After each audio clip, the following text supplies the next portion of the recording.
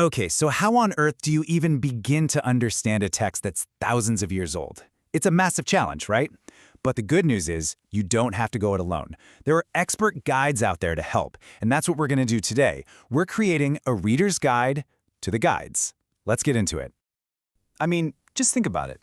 You've got this ancient text from a totally different culture written in a foreign language. Where would you even start? It's like all the jokes, the customs, the history, it just goes right over your head. That's exactly the challenge we face with a book like the Bible. So, seriously, where do you begin? Well, the trick is to stop seeing it as this impossible wall and start seeing it as an adventure. We get to become like cultural detectives, right? Bridging these massive gaps between their world and ours. And that's what we're here to talk about, how to do just that.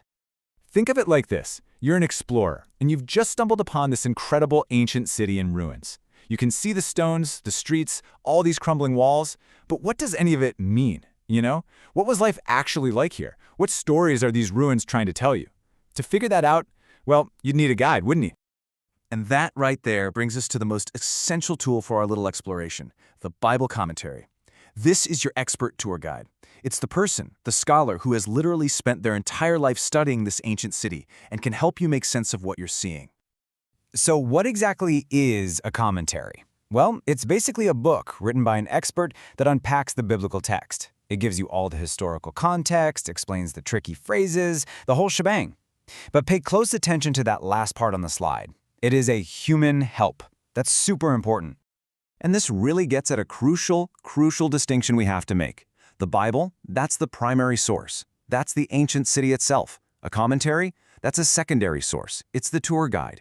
It's not divinely inspired. It's a human tool to help us understand. You absolutely have to keep these two things in their own lanes. It's fundamental. Okay, so we've got our tool, our expert guide, but now comes the most important part. There is one golden rule for how and when you should use it.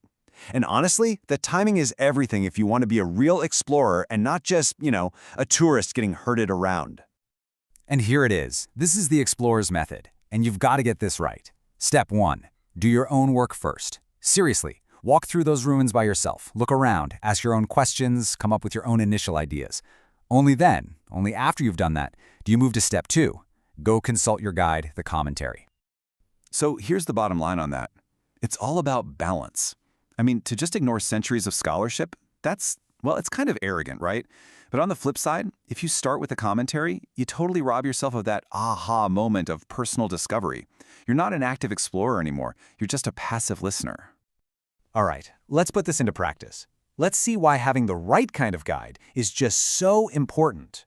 We're going to look at a real-world case study from the New Testament that shows how dramatically your context, your perspective, can completely change what a text means. So here's the scenario, and this comes from letters written to the ancient city of Corinth. Imagine a friend who has a different religious background than you offers you some food, but then they mention, oh, by the way, this was just blessed at our temple as part of a ritual. What do? Do you eat it? Now, for a lot of folks in the West, this question, it just seems kind of abstract, maybe even irrelevant. An idol is just a statue, the food is just food, who cares? But if you're a reader in South Asia, where food offerings are a part of daily religious life, this is what they call a hot issue, a really big deal. Eating that food could look like you're participating in their worship, and that could really confuse people in your own community. See, it's the exact same text, but the contexts are worlds apart. And this is exactly where a guide from that culture becomes just invaluable. Listen to what Finney Phillip writes in the South Asia Bible Commentary. He says, this passage is a powerful, urgent reminder for them to constantly scrutinize their own cultural compromises.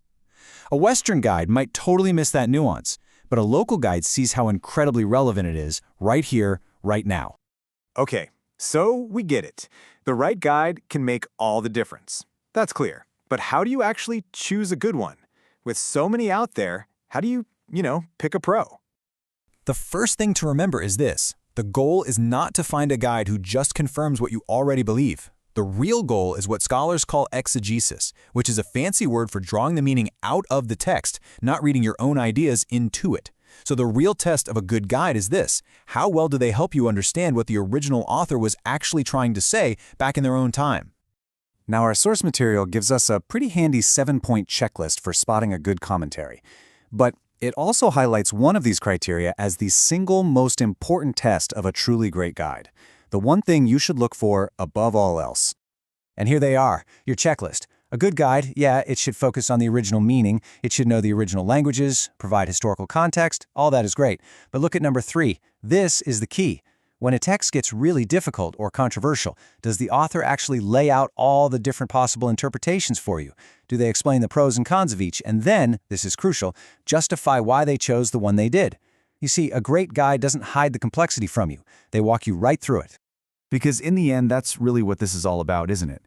Using these guides isn't about finding some single final answer key to a test. It's about getting an invitation to join a conversation that's been going on for 2,000 years. So the real question is, are you ready to pull up a chair and listen?